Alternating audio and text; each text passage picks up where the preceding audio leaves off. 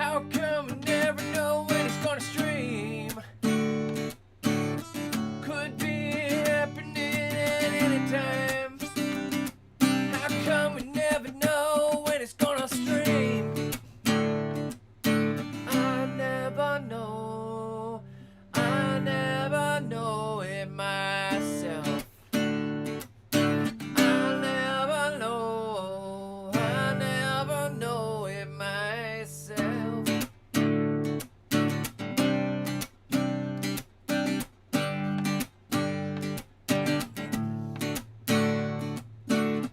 I don't like to plan my life too far ahead, and by too far ahead I mean a few minutes. Cause it feels like I'm living in a prison when I got something on the calendar, and I just want to start things when I want to begin them. When I want to begin them. And if you join me, it could be at any time that I'm going live, and you're welcome to be here on my live stream.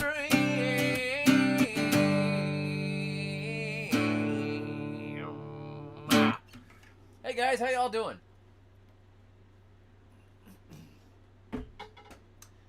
I just figured I would, start it out with one of those classic little songs that we like to do around here, where we, get that old guitar out there and just plunk away on those strings, and just sing up a little fun kind of lyric to kind of set the mood for, kind of a down to earth, fun sort of a time where we all get together, at, like after 8:50 or so, Central Time, God's time. So, well, guys. It's nice to see y'all. I know it's a weird time. Hey Kong, hey Karen, hey Chip, Jim, Jen, 328. Who do we appreciate? Hugh, and Jenny K, and Jessica, and Dan, and Alan, and Harvey, and Lady Hammer, and Desi for Dictator. Just in time for laundry fold-a-gaddon. Hey Ultimate Gardening, Flomaton Famous, Rodolfo, hey man. Allen Family Farms. That Nino kind of guy. Dancing as fast as I can. Hey Josh. Hey Rip. Free Gen X Bear. Adam. Trump 1. Donald Carter. Lauren Paulini. Melanie Linkus. Santo Florida. Lecanto. I don't even know how you say that one. I've not been there before. Hey Reach Wellness. Josh says, got Jerusalem artichokes in the mail. Any tips on how to grow them? Yeah, bury them, about inch to couple inches deep. I buried them as far as 3 or 4 inches deep. They do just fine. They don't take a lot of care. I have much better luck with them farther north than I have in the south. I grew them this last year in the garden. They got pretty big. The tops of them. They made some nice flowers. They fell over. And they made me very few tubers. I was very disappointed because when I had them in Tennessee, I would get like a half of a 5-gallon bucket's worth of tubers off of one of those plants. And here I got 4 or 5 tubers. It was really, really sad. I was actually shocked by how bad it was. I got 2 new varieties from Etsy actually this morning that I'm going to plant, along with some oca. But that's all I know. I just stuck them in the ground in moderate soil in Tennessee, and they did great. But in Florida, I stuck them in the ground in pretty good soil, and they did so. I mean, it grew fine, but they didn't give me the yields that I would have expected. So I replanted in case it was a fake, weird year, and I got 2 new varieties of them to try. So we'll see. Anyhow, I want to talk about something. I have a new book out, which I am very excited about. I mean, if I wasn't excited about my own books, that would kind of be bad, I guess. I got a new book out. It's, it's okay, I guess. It's a book. I wrote it. It's, it's pretty good. It's pretty good. It's got its moments. I wasn't proud of all of it, but, it's a book, so I guess that's not everybody does that. No, I'm excited about this book. The South Florida Gardening Survival Guide.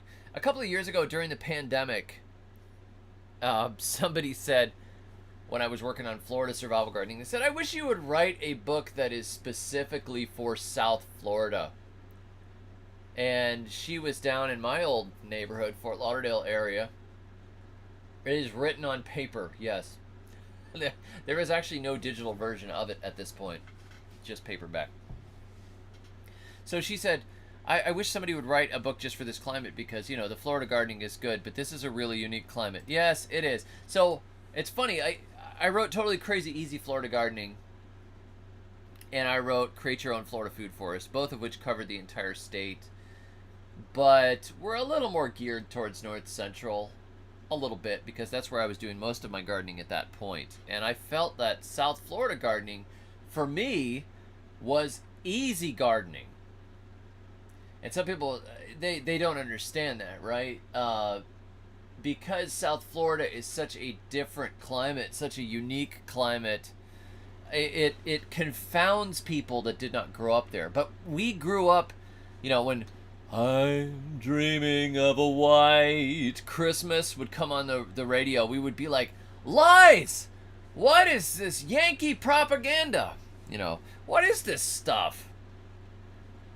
This is ridiculous, because it was green. My family would come in sometimes who lived up north, and they would come down and go swimming at Christmas. It was green. It's a green Christmas. As a matter of fact, Christmas is one of your best gardening seasons in South Florida. It's sandy, it's hot, it doesn't really freeze there, so the bugs don't die. The bugs are eternal, but you can grow coconuts and mangoes and ackee and jackfruit and all kinds of interesting leaf vegetables and crops and nuts from the tropics. And people are not often not even familiar with. When they think of gardening, they're thinking of rows of carrots, and trying to grow rows of carrots in the beach sand down there is not really gardening on the easy setting, you know. So when she asked me for a South Florida gardening book, I said, well, that's easy for me, because my experience growing up where I learned to garden was in South Florida. So to write a book on it was not particularly hard, but I tried to think of it from the angle of somebody who's not used to the area.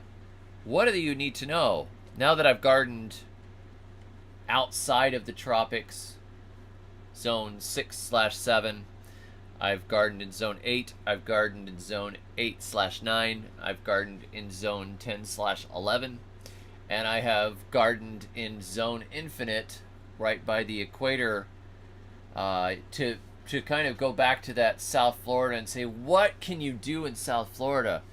Well, you could do some pretty amazing things, incredible things. And so when I wrote the book, it got my mind going on all of the incredible things. If I still lived in my hometown of Fort Lauderdale, oh, the garden I would have. I would pack every inch of the yard from front to back with the incredible riches of the tropics. And I was just thinking, what people can do down there is crazy. Just crazy. And you're missing out by trying to grow patches of carrots and lettuce. Yeah, you can grow those things. That's fine. And I tell you how to grow them in the book. But, I mean, big, huge, edible leafed hibiscus that'll fill in for lettuce and grows for years. And katuk. And, I mean, just having, if I could just have a coconut palm, the oil, the water, the milk, the thatching. I mean, there's so many things you can do with coconuts and the coconut palm itself. If I could just have a mango tree. If I could just grow black Suriname cherries and cocoa plums. In Guyana, they probably call it fat pork. That's what they called it down in the Caribbean where I was. But I let my mind wander and said, if I could be a gardener settling in South Florida again from up north, what would I want to know? What would get me excited and thrilled about having that climate? So, anyhow, that's why I wrote this book. And the book is illustrated by our own Tom Sensible, who is a regular commenter here. Tom is a very funny guy. And his illustrations, oh my goodness, his illustrations, I'm going to see if I can find one here to show you. I'm going to see if I can find it. Where are we?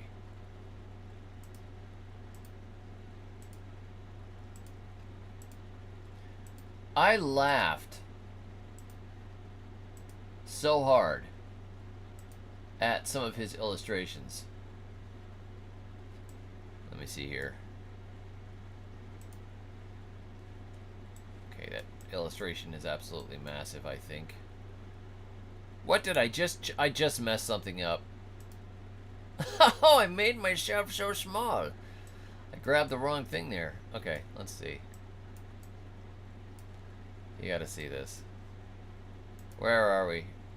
Oh, this is it, huh? We're gonna make this. This is so huge. I'm just dragging it around the screen. You can't see it, but it's crazy. You can this program I have. You can just drop stuff on the screen, but then you have to reshape it. So I'm gonna see if I can transform and fit to screen. There we go. This is one of his illustrations here. The fetid swamp water. This is hilarious. I just told him, I was like, Tom, this is going to be so much fun. I'm writing about South Florida gardening, and everything about South Florida gardening is crazy. People are always asking about the iguanas. People are always asking about the iguanas. So, the iguanas dominate this book. I said, Tom, I just want a ton of illustrations of iguanas wreaking havoc. So here's the HOA. He's got a envelope of bribes in his back pocket, and there's a little more money underneath the little receipt he's writing here. They have a permit to sell Dave's Fetid Swamp Water. Obviously, they paid off the HOA. So anyhow, the South Florida Gardening Guide. If you guys can help me book bomb it, there is a link to the book below. I'll drop a link in the description too. I know some of you guys are not in South Florida. Let me tell you where this applies. This applies Zone 10. This is Zone 10 Florida, and along the coasts where they may not say that it's actually Zone 10, but it would apply up into, you know, a couple of miles from the coast all the way up both sides of Florida, and it would apply to all of Florida, about Okeechobee, Polk County, and all through the bottom part of the state where you're in Zone 10, border of Zone 9, but Zone 10. So it's for you guys. So Hillsborough is pretty close. So anyhow, that's what I'm doing. That's what I have been very busy trying to get this book out. And the other book that is finished, but I'm not releasing yet, I have to get a launch on this book first. The other book that is finished, except for the cover, is the second edition of Create Your Own Florida Food Forest, which works for the entire state of Florida and would probably work for most of the Gulf Coast states too if it's close. So I'm excited. It's one of those, it's kind of a niche book. I don't expect the book to be a awesome, incredible bestseller. You know, it's not Grow or Die, The Good Guide to Survival Gardening, or Compost Everything. It is for a specific group of gardeners that I dearly love, and a climate that I dearly love, that I grew up in. And so I just wanted to do a live stream to announce that. But after this is out, in the next couple of weeks, we'll probably put out the Create Your Own Florida Food Forest. But only if this launches well. If this doesn't launch well, I'm just going to hold it hostage. Paulini, I'm going to hold it hostage. If this does not launch well, if it doesn't get up to the top of Amazon, forget it. The second edition is, the second edition of creation. No, I'm going to release it anyways. But this was a project that I needed to get done, and I had two different text layout, and graphic design guys working at the same time, and this one got finished first. So here we are. Yeah. Anyhow, let's talk a little bit about the other bits and pieces that are going on now that I've made my book announcement. And in the thread there, I just dropped the link to the book again. If you're in the South Florida area, this book is for you. It may be useful in the Caribbean as well, but what book is coming out next? The second edition, the revised, expanded, and massively expanded, lavishly illustrated second edition of Create Your Own Florida Food Forest. So it went from a little booklet. Let me see. I think I got a copy over here. No, it's not that one. Where did I put it? Where did I put that book? Oh my goodness, it's a book on the shelf. That's the wrong book. I have a book on the shelf. This book is my old books. That was when I was young. Okay, so this is the Create Your Own Florida Food Forest. This was the first book which I published. Oh, look at this one. It's signed by the author. I don't know why that's signed by the author. That's cool. Signed it to Dave. May your thumbs always be green. Oh, that's cool. That's probably collectible. This one I released. This was the first book I did. I wrote the Florida Survival Gardening blog. It was floridasurvivalgardening.blogspot.com, and then I think it became just floridasurvivalgardening.com. I wrote that for 3 years with the intention of writing a book after it. I wanted to become a garden writer. And so I said, you know what, I'm going to make myself write a blog post every single day. And maybe I'll get enough following that I can launch a book from there. So the first one I did, I didn't know what I was doing. I designed the cover, and it was a little cheesy maybe. There's the back. That's not too bad. I knew how to write because I had been trained to write. I worked as a writer. But it's a very simple little clean layout. I laid it all out myself. Proofread it. It's not a very big book. But this book came out, I think it's about 14,000 words. It has lists of species and which plants worked in Florida, and it was all about the two food forest projects that I had in Florida, one down in South Florida and one in North Central Florida, and how I established them, how they worked, what I learned from them, and how you work in Florida's unique climate to create your own Florida food forest. But it's much more of a manifesto, a short book just saying, this works, you gotta go do this, go tear your lawn out, So this little book here, over the years, 7 more years since this book came out, I thought I really would love to do an in-depth version, much bigger, with lots of illustrations. So I got a whole bunch of different artists. You guys probably remember back in 2020, I was doing a call for artists. We had lots and lots of artists. 54 different artists, I believe, was the final count. Volunteered to draw pictures of different plants. So we have 200 illustrations in the new version, and it is around 100,000 words compared to the 14,000 words. So the book for 9B would be Totally Crazy Easy Florida Gardening and Florida Survival Gardening, those two books. Florida Survival Gardening is on intense food growing. Totally Crazy Easy Florida Gardening is the basics of how to launch a Florida garden and which plants work really well in our climate. So, uh, yes, I am a garden writer now, Dan. Amy says, the original Create Your Own Florida Food Forest is how I first learned of D to the G. That book hooked me. Well, thank you. That's amazing because now we're friends, Amy. Do I have a book for the Alabama, Tennessee state line area?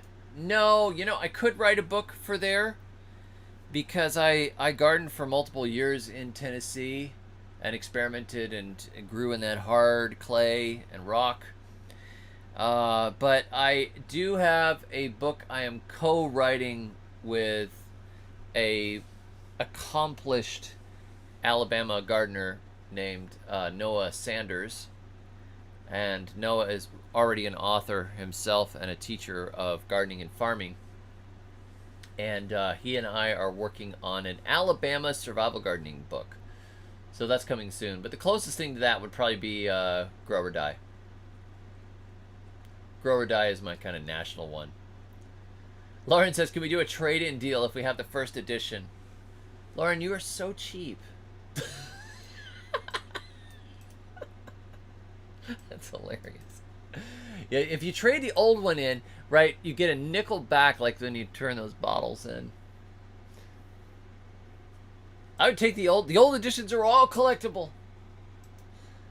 So that's what's going on. Daniel, the next book coming out is the new edition of Create Your Own Florida Food Forest, and then I am working on Dirt Farming, the Good Guide to Fixing Bad Soil. But I've kind of been sidetracked by cows and bees. Our cows are both pregnant, and one of them is supposed to could deliver any day now. According to when the fellow that sold them to us thought that she had been bred, it's supposed to be about 4 weeks from now, but her udder is really starting to fill out and she looks huge, so I really think we're gonna have a calf any day now. I think she's ready to go. The other one is pregnant, but it's gonna take some more time, obviously, by the way she looks. So I think we should have a baby cow any day now. But I'm borrowing land and keeping the cows on land, which is not the easiest thing in the world, especially since the fellow that we're one of my neighbors bush hogged a big area that I was gonna let the cows graze, so I'm kind of disappointed about that. I was gonna put the cows right over into this other area, and then he came by and bush hogged it all down to the ground. So now the cows don't really have much to eat, and they're just gonna have to graze what they can out of there. It's always difficult when you're renting and borrowing to do things the way you would really like it, because people are like, well, I'm going to go, cut that pasture so it grows back real thick or whatever. But I had a plan, and every few days I was moving them with the electric wire and that sort of thing. But now that whole area is just completely cleared down, mowed grass. I'm like, where do I put my cows next? I had this pattern that I was creating across the field where the cows were trampling it in and manuring it, and was kind of like slowly mob grazing my way across the field. But well, whatever. One of these days, I will own land again, I think, if the Lord wills. I would really like to be able to manage my own land. I would like 10 to 20 acres, so I had enough space to do all of the breeding projects and orchard projects and things like that. But it's just been shocking to me how expensive land is. And I'm like, I can't afford to pay, $400,000 for 10 acres and a small house. I just can't do it. Not yet. Maybe you should buy this book. Buy my book, South Florida Gardening Survival Guide. I only need to sell 1 million copies and I will get a homestead. It will be amazing. So I'm trying, like the Apostle Paul said, to be content in all situations, whether you have or you don't have, because I really do have I have a great place that I'm renting right now and lots of space to work on. But having had my own land in the past and being able to work it, it's kind of hard to be renting and going, oh, I really would seriously build. Like folks will say, why don't you put a ram pump out of that pond? Why don't you put a fence across there? Why don't you put up something to keep the deer out? And I'm like, yeah, because that's all infrastructure projects. Why haven't I put gutters up on the house to capture all of the water coming off of it? Why haven't I built a better chicken coop? Why haven't I made like rotating, chicken coop things and stuff like that? It's not. It just is not in the cards on a rental. So, hey, Acres Quarter Acre, nice to see you. Jess says, Tater says y'all need to move near us. I kind of like Lower Alabama. I just want, 20 acres or something where I can do experiments. I feel like that would be enough space to run pastures, to have long-term trees, to experiment with different species, and to have a whole variety of test plots. It'll be interesting. So, I guess what I can do is I will answer garden questions. I'm going to look and see here. Molly asks, we are moving soon. Wait a second. I'm going to sing this because it's more entertaining for everyone. We are moving soon. We want to take our fruit trees with us. We've kept them manageably sized like you do yours. Any tips? Dig around the drip line and wrap in burlap. Try to put them in pots. What would you do? Well, the best time is it now. The best time to move fruit tree is now. If you can move them during dormancy, they barely know that you've moved that tree. It's bare root all the way to move a tree. Seriously, if you move them in, say, January, February, when they are a stick, you can dig them out of the ground, cut half the branches off, cut most of the roots off, and go plant them into a new hole on your new property, and they will move. But trying to move them in summer is very difficult because they have new growth, they have a lot of activity going on, and they tend to transpire a lot of water. They are much more subject to stress. When they are all locked down for the winter, I have actually yanked small peach trees out of the ground with my hands, pulled them up by the roots, knocked off most of the top and most of the roots, and stuck them into the ground in different spots or in pots and had them grow like they never knew they were moved. Explosive growth in the spring. But when I have tried to move them in the spring and summer in particular, if I don't keep water on them every day, they're wilting, they're dying back, they get rot diseases, they blacken out, like weird stuff happens to them because of the stress. So if it's possible that you can wait till they go into dormancy, or you can make a deal to maybe move them when they go into dormancy, that is way, way best. Way, way better. That's what I would do. But if you have to move them, see if you can trickle a hose on them after moving them. I would probably cut off a lot of the new growth and prune the roots up and put them in a hole, and then keep water trickling past them regularly so they don't die. But it's tougher. Jessica says, where can you get some of the trees you mentioned planting in the Grocery Row Garden book? I would look around for local fruit tree nurseries. I try to do everything as much as I can with local nurseries. And a lot of things I start from seed or from cuttings too. But this year when we moved in, I didn't have time to do all that. I wanted to get a bunch of stuff in the ground, so I went to a nursery, a big, like a wholesale type nursery, and I loaded up with about $300 and something worth of trees and plants, and then brought them back. And some of them I got planted at my neighbor's place, and some of them got planted here, but wasn't Tricky Vicky says, whatever I add to Florida dirt, it turns it back into nasty sand. That's right. That's one of the things I talk about in the book. Permanent improving of Florida dirt. It's not easy. but there are possibilities.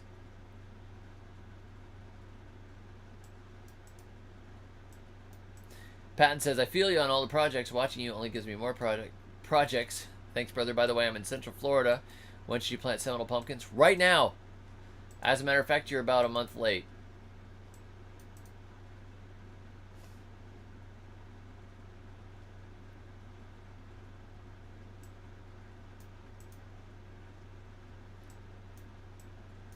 Gardner Earth Guy says, you're an inspiration. I do permaculture, but to earn cash, I spray. God bless.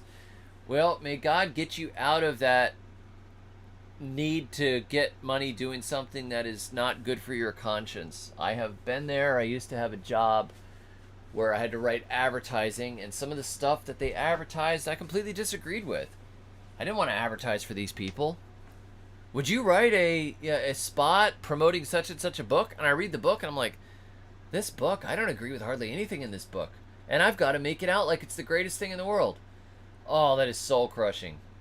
I would pray that the Lord puts you in a place where you're not doing damage to creation through spraying, but even more than that, not doing damage to your own soul. If you love the permaculture thing and the idea of taking care of plants and taking care of the earth and having a good environment and watching out for the bees and the birds and the pollinators and everything, and you have to go spray for a living, that's a bad thing.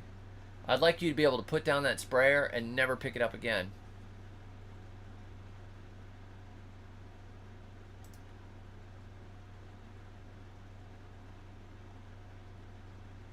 Jessica says, I cannot seem to find raspberry or chestnuts or cherry.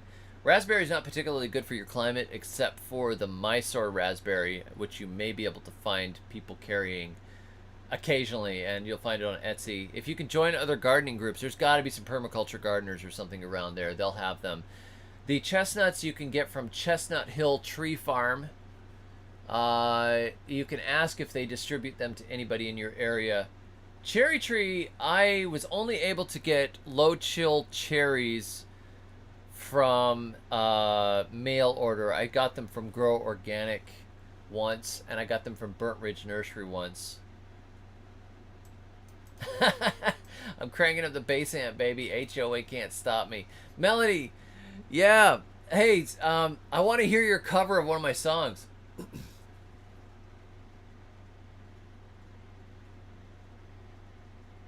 Hey, Aaron. Nice to see you. You caught alive.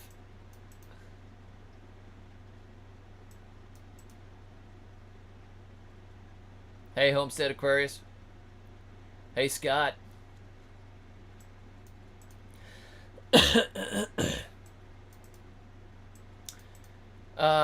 Jordantro says, wondering how I can spread blackberries. That is a very good question. I should do a video on blackberry propagation because it's really, really easy. Let me see if I can find something that looks somewhat like a blackberry. Let's see. Alright, let's say this guitar cable.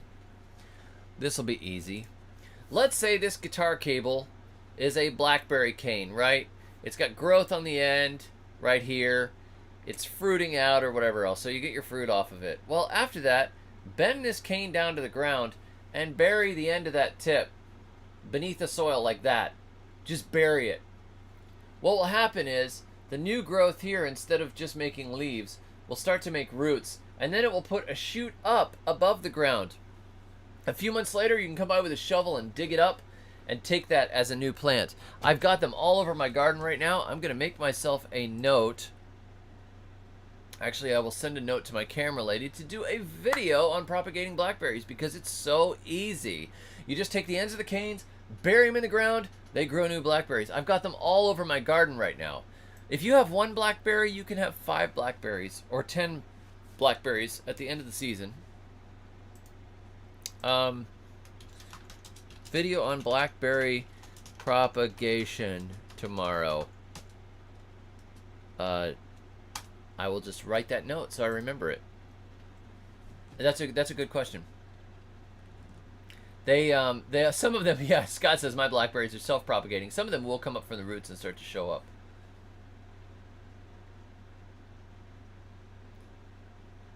But if you have one, you can have 5, you can have 10, you can have 20. I once took a couple of blackberries and I covered this whole big area with them by continuously bending the branches down and burying them. So I made this big blackberry patch alongside my driveway, all thornless, which was great.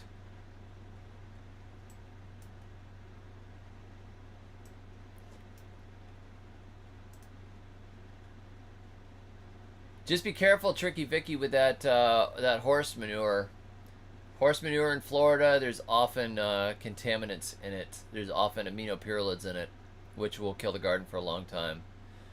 Grow Shake Phil says, where can I find bare root trees? I feel like I messed up and didn't purchase them soon enough. My normal sources are all sold out. Yeah, it's too late now. It's too late in the season. You got to do that around February, March at the latest.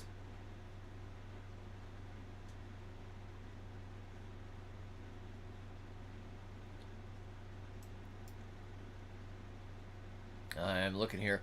Mom of the South says, I am gardening in South Florida. I have my Barbados cherries. That's one of my favorites. They're so good. I miss those. Patricia says, I have limited space. Is it okay that I'm growing cucumbers near watermelon and cantaloupe? Yeah, it's fine. You know, I had my watermelons and my pumpkins grow together this last year, and I was finding, pumpkins in the watermelon vines and watermelons in the pumpkin vines. It was kind of confusing. But so long as they're not totally crammed, they'll grow. It's usually better to mix up your plant families a little further, like you would have a plant that goes vertical like corn, and then you run pumpkins or watermelons or something underneath it, or you have sunflowers up above something on the ground like sweet potatoes. We had cassava with sweet potatoes as an understory before in the tropics. But, you do the space you have. If they're too close, they'll fight too much. But if the soil is rich enough and they get enough water, they'll be fine. You'll still get some of each.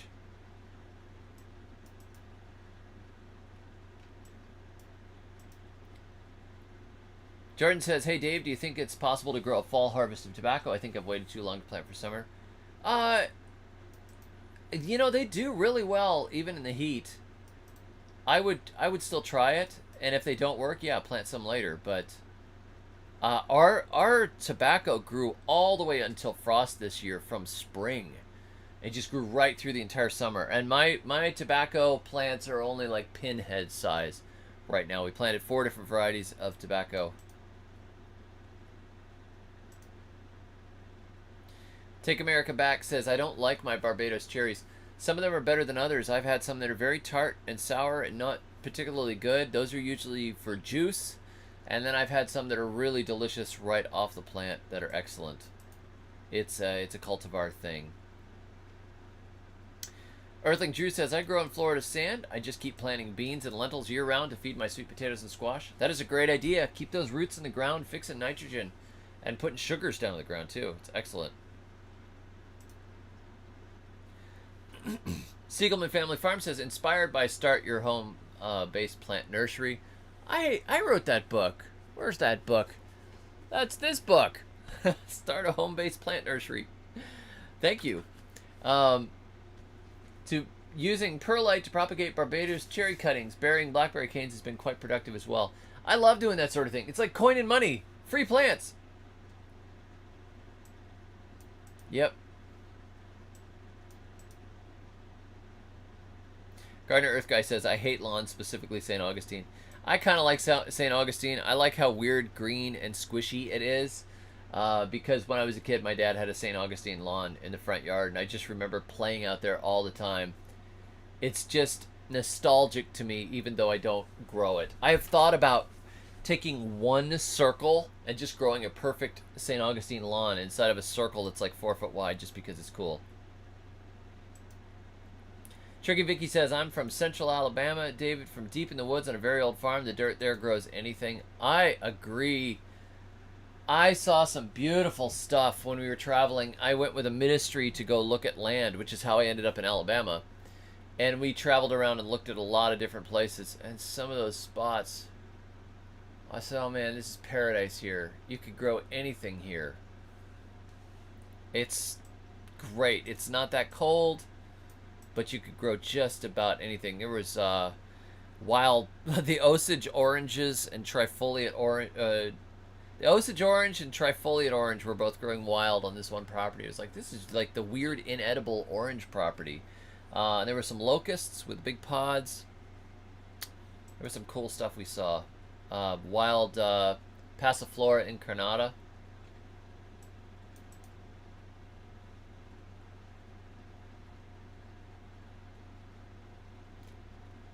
I'm not sure what you're... I'm trying to figure out what you're asking, Lady Hammer.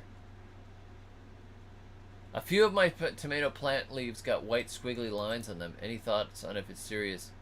No, I'm not sure what that would be, other than maybe a deficiency. Actually, it's probably just leaf miners. I wouldn't worry about that. Don't worry about it. It might spread, but who cares? Let the strong survive. It's probably leaf miners. Look up leaf miners and see if that's the damage. Blueberries are harder to propagate than raspberries, Lady Hammer. Blueberries can be propagated. You would use a blueberry type soil, but you can actually just propagate them in regular potting soil, but not potting soil with fertilizer in it. Don't do that.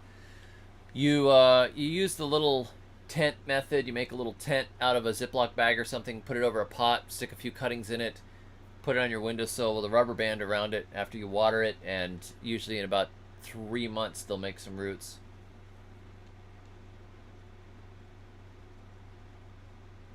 Girl Walks with Goat says, tobacco videos, please. I have some. I've got some older ones if you look on my channel. Any updates on the Seminole Pumpkin Project? No, just pumpkins are growing. They're only about this big right now. It's been pretty dry lately, so not a lot is happening. What do I do with the tobacco plants? I roll cigars with them. And I keep them for, the end of the world, because you could basically, anybody that's an addict to tobacco would have to come to me to get their fix, maybe. Like if civilization collapsed, I could be, like a tobacco baron or something. So I always keep some tobacco growing so I can save the seeds.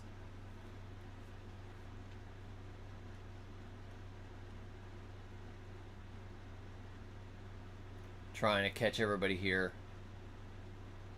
Have I thought about writing a whole book on propagation? I did write a whole book on propagation. Yes, it's called Free Plants for Everyone. The Good Guide to Plant Propagation. This is an entire book on propagation. Well, complete with illustrations. That's the tent method I was just talking about. Put your cutting in a pot, put a little baggie over it, put a stick inside to support the top. That is a really easy, like, windowsill propagation method. Ground layering. That's what I was talking about with starting blackberries. I did the illustrations in this. Grafting. I was very happy with this book. This book was doing really, really well for a while. It is now a Good Books publication. It was doing very, very well. It was on Amazon's algorithms. Had picked it up when it was with my old publisher, but then when my publisher and I split ways and I published it myself, it has not done as well since. But it used to be really, really popular on Amazon for propagation. It's kind of fallen off. Probably need to do some sort of book bomb for it to get it to catch again. There's some weird things that happen with the algorithms, and I don't understand how it works. Speaking of that, this is the book that was just released, the South Florida Gardening Survival Guide, illustrated by Tom Sensible and written by yours truly.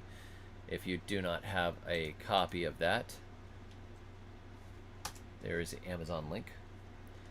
This is my latest book, and if we get sales in the first week or so, it kind of boosts the algorithm. So far as I can tell, if we get sales at the beginning, it tends to do better. Let me see. Why did God make torpedo grass? Probably to bring judgment on us. Yes, you can eat cassava leaves if they are cooked. The younger ones are better. The older ones tend to get papery.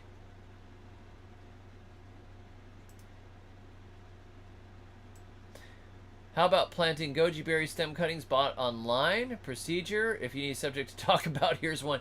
Oh, it's easy. You just break goji berry stem cuttings off and stick them in a pot. They root so easily.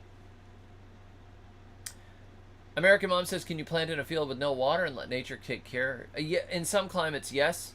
Spacing is important. Timing is important. But, yeah, I'm not watering. I'm not watering. Nature is taking its course.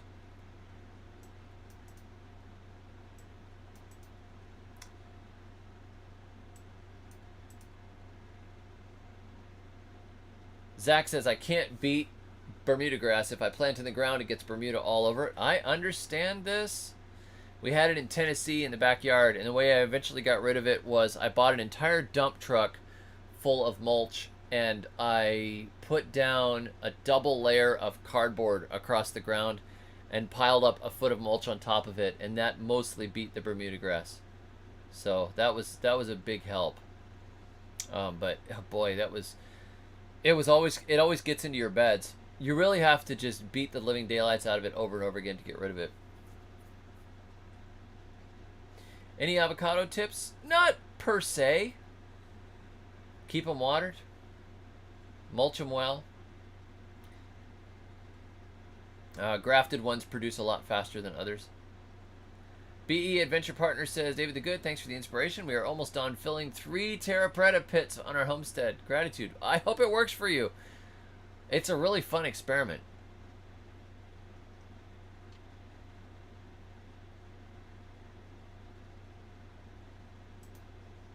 Hey, Lala Farm.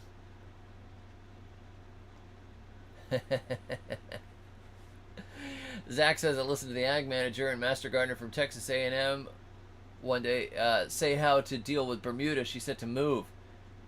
Yeah, that's right. Robin says, I got 9 blood orange seeds and have 6 4-inch baby trees. Oh, that's great. Good work. Susan says, I propagated my lemon Meyer tree, and now I have another tree started. Good work, Susan. I've done that before. Lemons root actually pretty easily. Earthling Drew says, currently reading Garden Heat, and the subtle humor has me laughing. I really enjoyed writing that book. That's the best book that I ever wrote. But the sales... Oh, well. Yeah, I should be just a writer of gardening thrillers. But here I am, toiling away, writing books like the South Florida Gardening Survival Guide, which is a lot of fun, but it doesn't have lasers in it.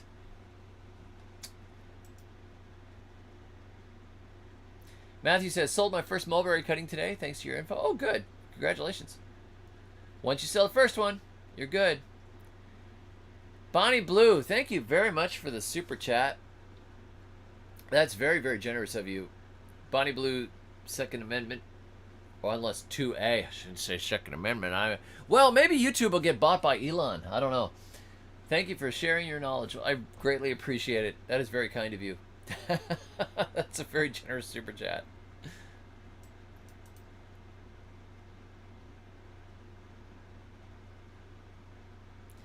Is it still okay to plant Seminole pumpkins? Yes. But it's getting closer now. It's getting warmer. Hoopan87 says, Utah is looking at a horrible drought again this year. Any suggestions on keeping my plants alive with minimal watering? Yes. Do you have Waterwise Gardening by Steve Solomon?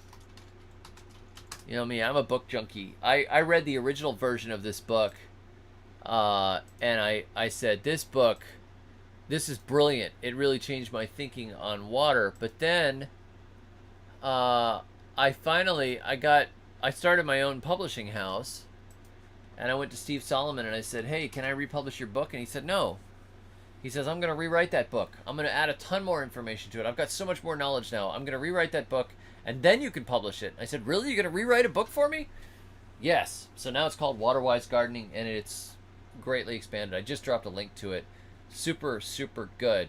And he said when he was writing it last year that he was thinking about the situation out west and how it was likely to not get better. And he said, you know, this book might save some people's lives. So Dan says, will pigs intensively graze take out those rhizomial grasses? Probably if you left them enough.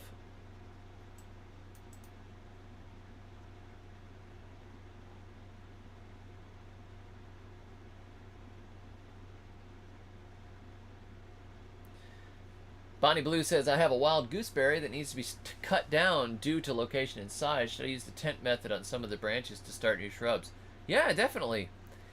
You might also be able to divide off suckers. I'm not sure if it's got any suckers on it, but sometimes you can divide off of the roots. BE Adventure Partner says, fun experiment indeed. We've been taking soil and super decayed trees from our forest and putting them in the terra preta. It's been so fun. I love it.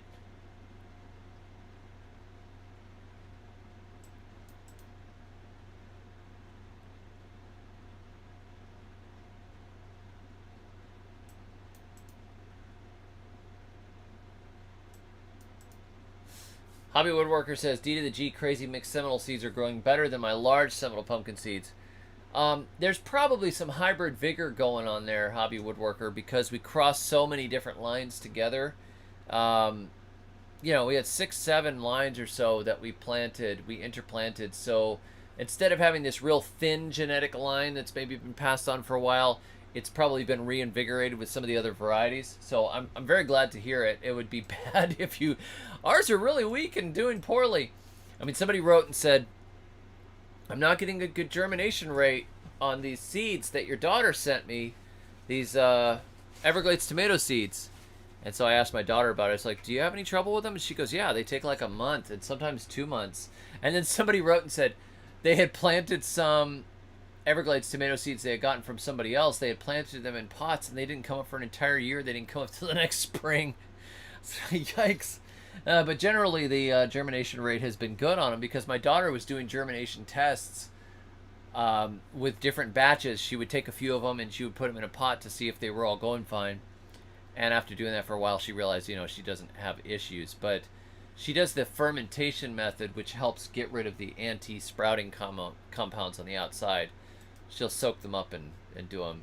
She is getting Everglades tomato seeds again soon, so she's sold out like crazy. Lala Farm says, you need to write a book where you're gardening with a pig mask while putting pork chops in the ground for compost.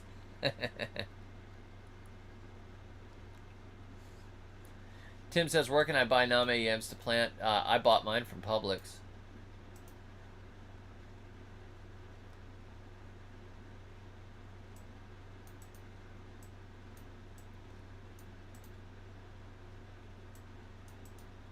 Hobby Woodworker says, we are in a drought, but so far I have not watered or fertilized and garden growing on its own. That's excellent.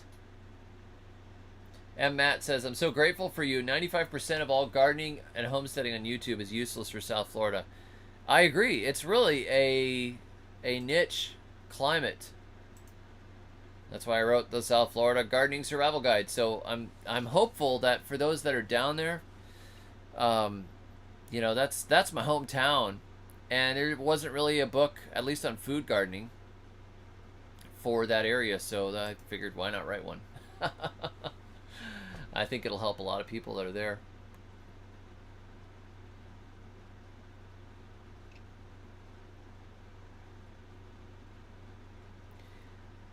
Pinch Runner says, I have trouble with vine fruits converting from flower to fruit. What is lacking? Squash, pumpkins, etc.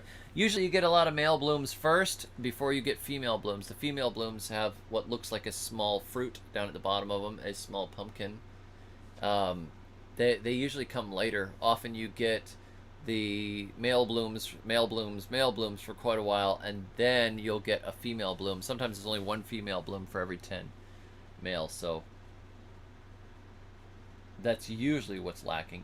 But if you are getting what are obviously female fruits and they're just falling off, then you have a pollination problem.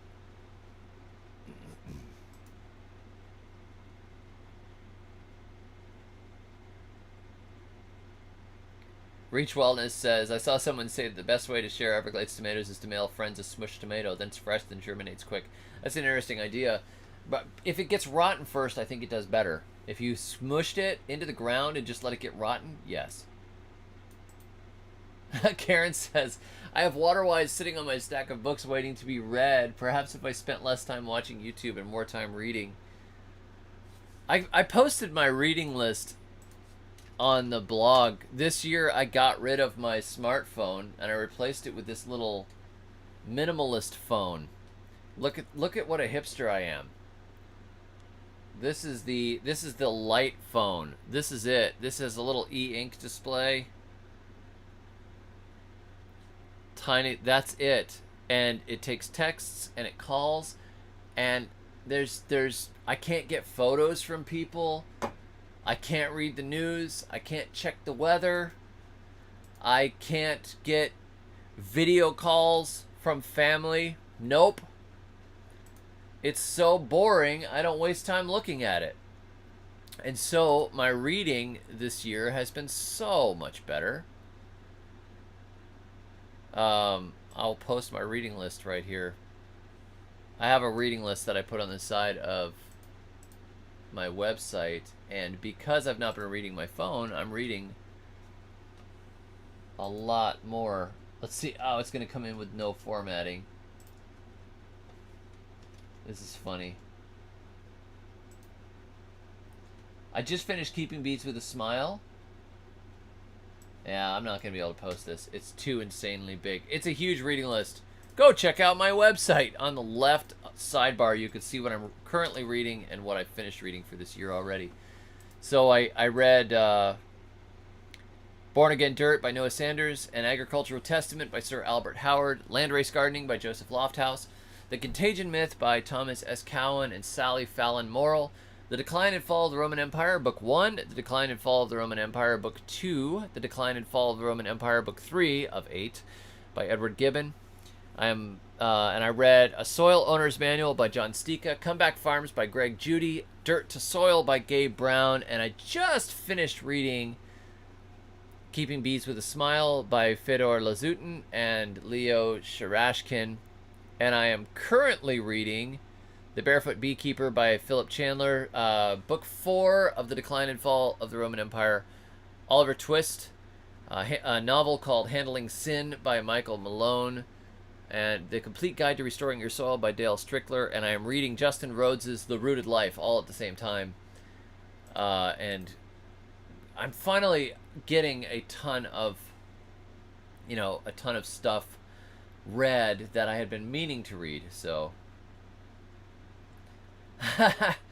Karen says, oh, I see you got rid of the phone with the photos of us on it. Sheesh. Yeah, I didn't want my wife finding those pictures, Karen. Karen's really cute, by the way. She does not look like the pair on the super chat. Thank you for that, Karen. It really helps. You get rid of, you don't realize how much time you're wasting on your phone until you get rid of it, right? And then you're like reaching for your phone when you get up in the morning to like, I'm gonna should read the news. Oh, I was gonna look up. Oh, I wonder what the weather. But and then there's no phone, and you realize how much time you've been wasting on it. Keep picking that dumb phone up. So much better not to have a phone. This little thing, it does ring. I answer calls on it occasionally. Sometimes I lose it for 3 or 4 days because I'm not reading apocalyptic news. Definitely not spending all my time looking up flat earth videos. Definitely not. I have to go to my office to do that now instead of sitting in bed at night. Oh my gosh, do you know they lined flags up for 300 miles and that they were exactly flat the entire way? You can't find that stuff out because this phone is flat. This phone is a dumb phone. You can't see it. Scott says Gibbon is fun to read, but he's not the end-all in Roman history. No, definitely not. Gibbon had an axe to grind, pretty obviously, but he is a very entertaining reader. There are parts of The Decline and Fall where I laughed out loud at his notes. He puts these little side notes underneath, and it is, some of them made me laugh out loud. The way he puts things together is sometimes hilarious, and he's not. It's not.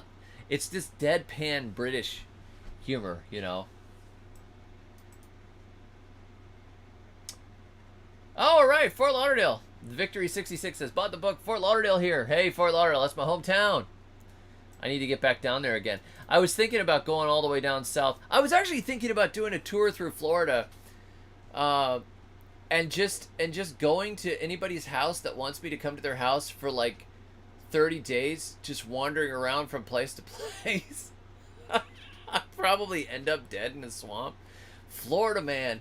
But I was thinking what fun it would be to just randomly show up, because Sam from Scrubland Farms was here dropping off bees, and we had such a great visit. He's like, you should really come back. And I said, would it be fun to go to your plant shows with you and do a few plant shows, just go to your booth and sell plants with you, because I've got so many people that read my books in Florida and so many friends there. I think that a bunch of people would just come out and hang out at the plant booth. But I was thinking about how I could manage to do that, just travel around the state. Sometimes I feel like, I'm so busy. The cows and the bees and the gardens, and I should be doing YouTube and I should be finishing the next book. But then other times, I just want to hang out with people. Hey, that's how my phone rings. We'd like to talk to you about your car warranty. Still get those. But, yeah, unplugging is good for you. South Florida is similar to New York weather. What are you talking about? It's not at all like New York.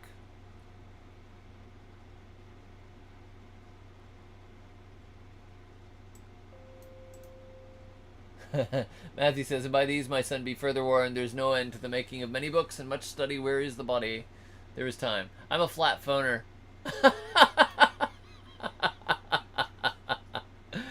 I love it. Michael says, at this point, if you can't see flat earth, you're probably not a Christian. That's right. I love it. See, can't get into it. I'll get banned on YouTube. Sarasota would be fun. Blountstown would be fun. Lutz, Florida. All right. Reach Wellness says, come over, help me start my new grocery road garden. It would just be fun to go work on people's gardens all through the state. I think that would be fun.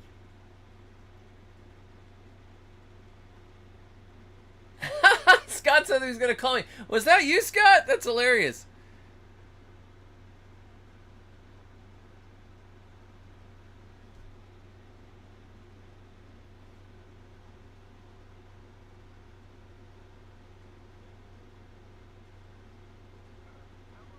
Hey, is this Scott? It works. It's got the flat phone actually works. I'm on the firmament plan. You can only get so high before you hit the water.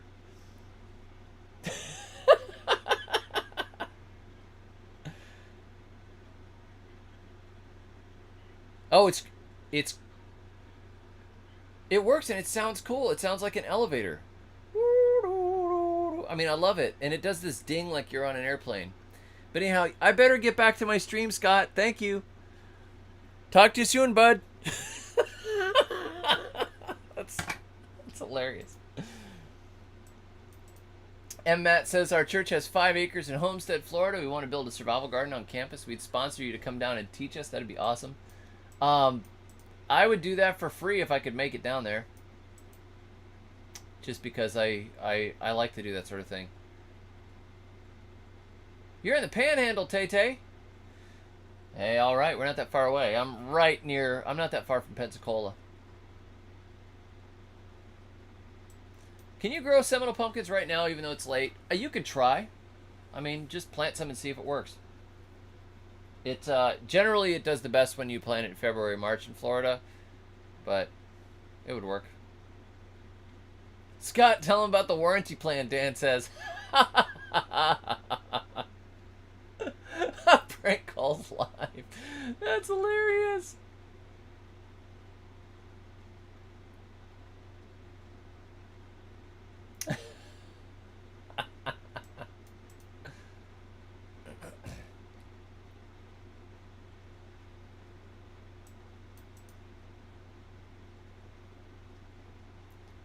Mark says Doug and Stacy. I'm gonna actually be at Doug and Stacy's event in August, I think. I mean, unless the price of gas goes up to like $10 or $20 a gallon, which is possible. Scrubline Farm says you definitely should show up at the farmers market with me. I'm so tempted to just drive down and just do that. That would be fun.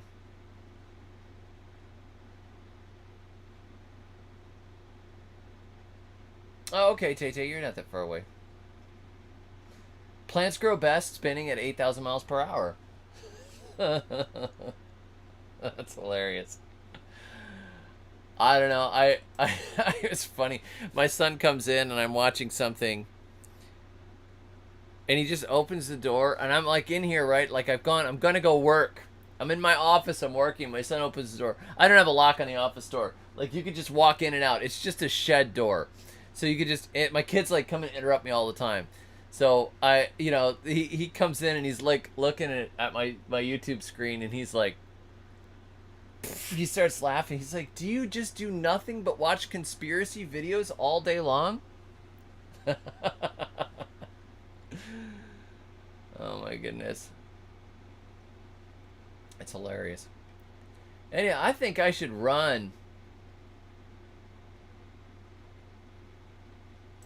I should do a song. I have this song that I'm really, really happy with, which I don't know if I can play it through here. I wonder if I could play it through. Maybe I could make you guys listen to this song. You have to listen to my song. It's public access call-in. Let me see. I am going to do a music video for this, and it is going to be incredible. I can't tell you about it because it's so amazing.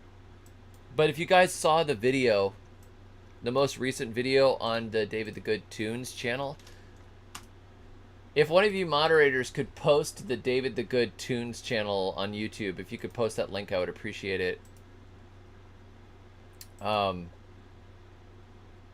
It's going to be better than that one. I did a new music video, which is really... I really enjoyed it. It was a song that a lot of people said I should do for a while. I have not actually recorded any vocals and stuff for the last few weeks. You can probably tell my eyes are like a little bit puffy. The pollen has been really messing me up, and so my voice is not quite on. But I'm going to play you, if I can do it. Let me see if I can make this. I am doing a music video that is going to be amazing for this song.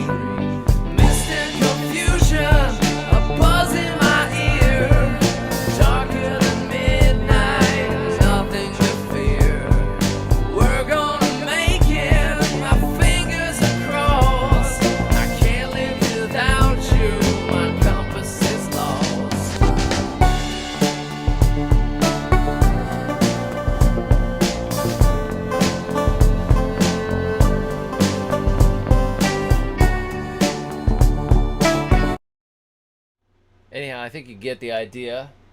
I'm pretty happy with this song, but I have a music video idea that's just gonna be so cool. It's gonna be so amazing. Lauren says totally digging this song. Yes, it is. Mark, you have a good eye. Yamaha CP70. I got it in a music shop in Atmore, and that is actually on the song. You can probably hear it. And I've fallen to you. If I fly too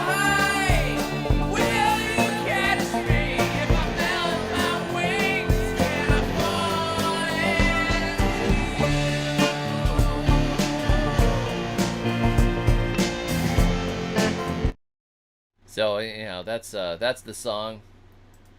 It's called "Fall Into You," and I am going to put a music video up for it on the David the Good Tunes channel. I'm very tempted when I hit 200,000 subscribers on this channel to just quit this channel and go full time into art or music. I keep threatening my wife that I'm gonna do that. I don't like it's too many people. There's too many people following me. It's kind of scary. So I'll just like I'll fake my own death, and then I'll release like a bunch of esoteric posthumous music videos. I don't want to do gardening channel anymore. No, I want to be a painter or a musician.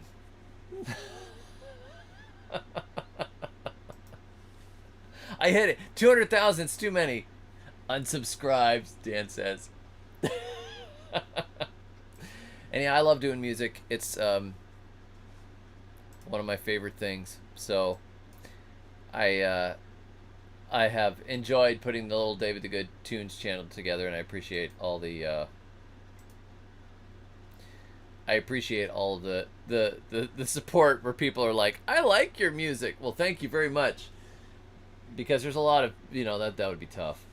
A lot of people are like, I do not want to listen to a gardener's music. That's weird. But it's different. It's like a totally different thing. Yeah, don't quit your day job. That's what my wife is like. She's like, every time you start to get successful at something, you quit. You keep going back to being an artist. That's funny. I'm not a stalker. I'm a follower. That's right.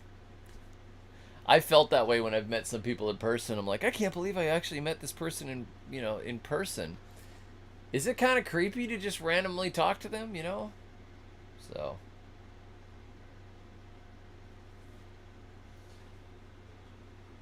Scott says I listen to Sugar Pine when I drive. I should do a video for that one too.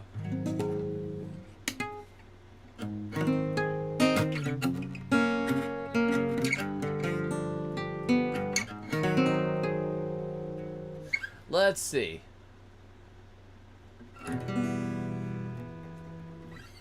I'll play you a song. I have a friend who is a music producer. He actually did a song for Baphemus.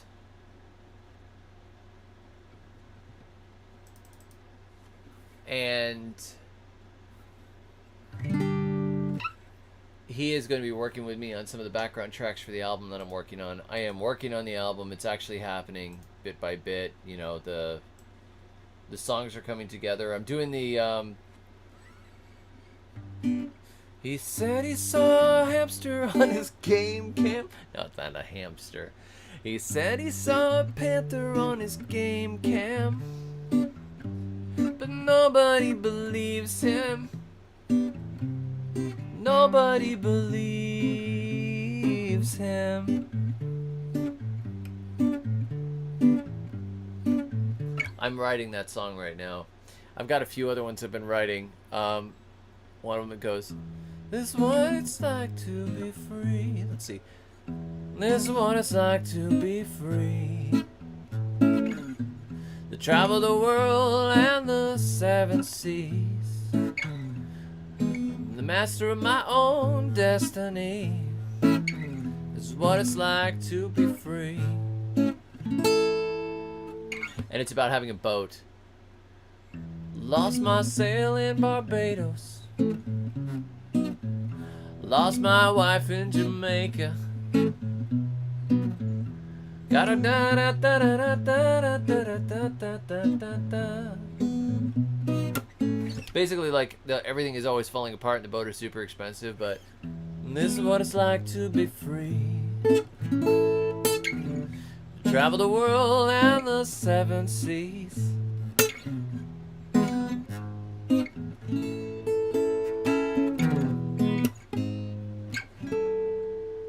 My daughter ran over a bear one night. That's good. So and I've got to do the somewhere the ice, somewhere cold and deep. That's where we found it. You know, that's gotta happen, but... Make Air Go Woo says, David, I'm in Birmingham, Alabama. Go, where can I find stuff like sea kelp and azomite? Try your local feed store. Most of them have distributors that can get you some of that stuff. Yeah, 30,000 years I've got to record. And I've got to record that toxoplasmosis song. I've got to record a couple more. I'm going to redo Lime Buggy. The producer is working on it right now. A full instrument, you know, all the instrumentation.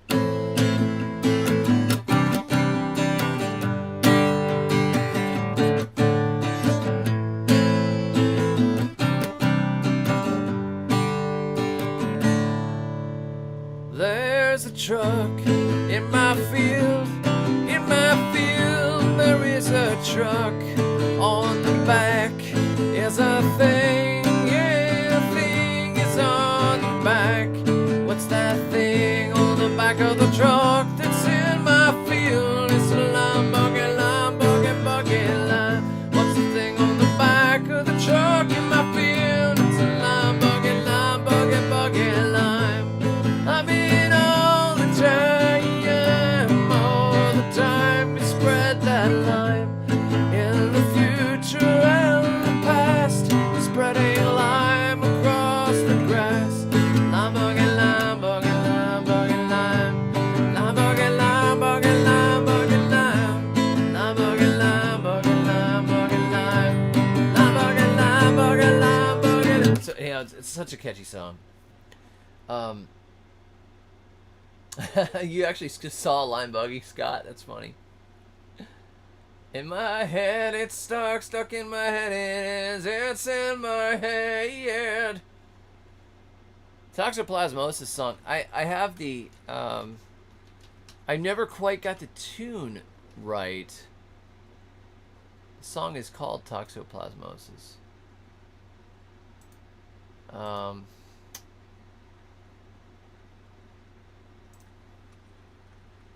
don't know why I can't find it. I have the lyrics somewhere. I know what happened. It's because my external hard drive went off. But so some of my stuff disappeared. Yeah, I don't seem to have it right now because of my external hard drive being gone. But anyhow, I did a song on toxoplasmosis. It's about a guy who meets a girl and she's really nice, and he thinks she's great until he visits her house, and her house is completely and utterly full of cats. And it's painful. He just can't. He says he likes his girls a little bit crazy, but not that kind of crazy.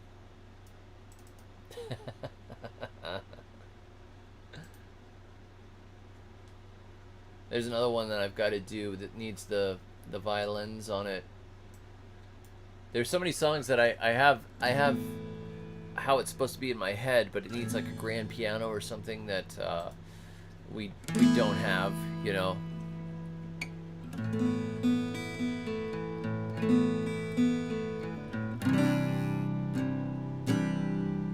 I think I played this one for you before.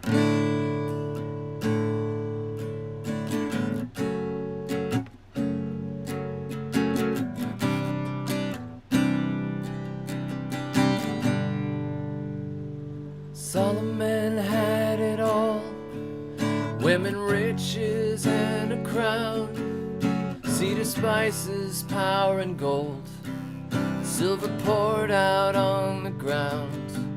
But there was nothing in everything, 'cause things don't satisfy. More knowledge brings more sorrow. There's nothing new beneath the sky. Birds and blooms in time with family are more beautiful than diamond rings. Take a breath and thank the Lord. There's joy in the simple things.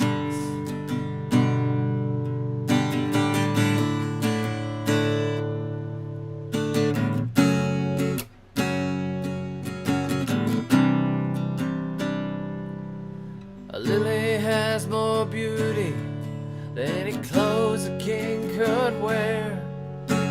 Don't store grain in barns, yet all the birds need is there.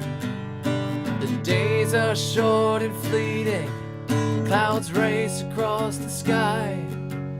There's nothing in everything, 'cause things don't satisfy. Wild blueberries in the pines and egrets on the wing. Take a breath and thank the Lord. There's joy in the simple things.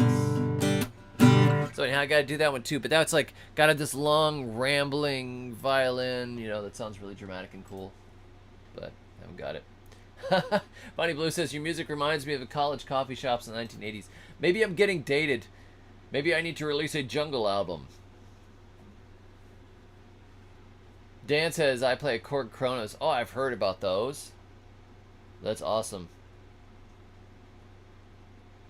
More cowbell.